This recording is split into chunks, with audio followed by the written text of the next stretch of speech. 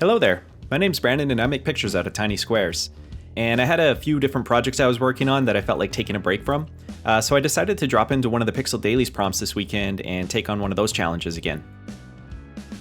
So in case you haven't seen, Pixel Dailies is a Twitter account that posts daily pixel art prompts.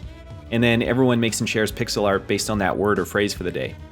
So the prompt for this particular day is rock formation, which I think is actually a really nice one. I feel like there's a few directions you could go with that.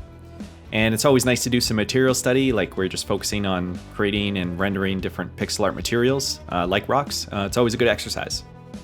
As you might be able to tell, rather than just doing kind of like a pile of rocks, I decided to make sort of this golem type monster, which I've started by just dropping down large blobs of silhouette to find kind of a basic form.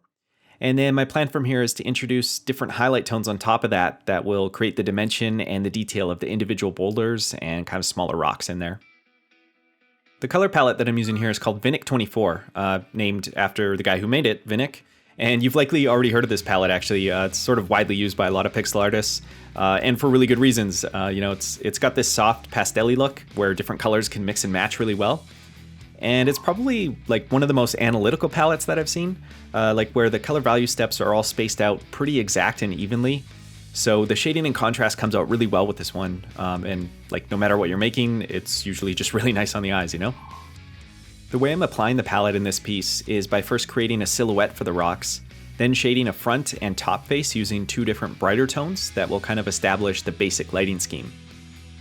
After that, an even brighter tone can be used to add a distinct edge highlight, and then finishing off the whole thing with some detailing to give kind of a more natural or gritty look. This is sort of a simple example of that approach, and bear in mind I'm by no means a pixel art geologist, but this was sort of my workflow for this piece anyway. I kind of went into this thinking that a large part of this work would be coming up with like the body design and sort of the shape language, and certainly that's a part of it, but I found the majority of my time was spent actually just kind of doing this like a rendering study. We're just trying to create the right look for that rock texture, and just making sure that there's a cohesive look across the entire anatomy as well.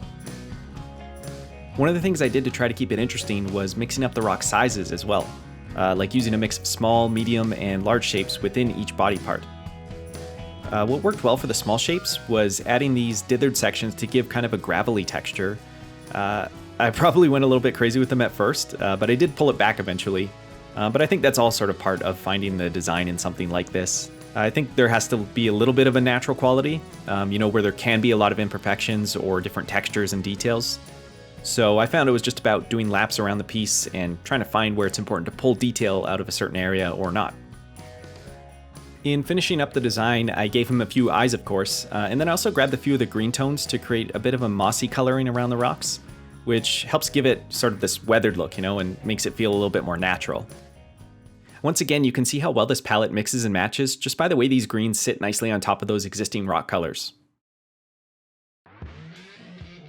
And just as a bit of a random finishing touch, I did want to add something that would suggest the scale of the golem. So I decided to create a little human character beside him just to show how large he was.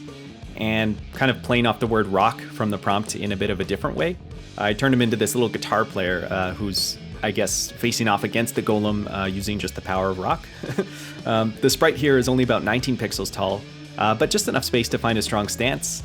And it was also a good excuse to explore a few more colors in this palette as well. So anyway, let's go ahead and run a quick recap and take a look at the final artwork.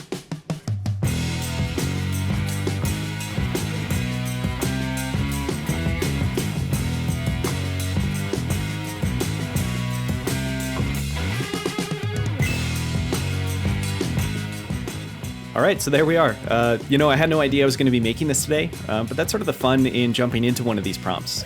So be sure to check out Pixel Dailies on Twitter if you want to find random art prompts like this.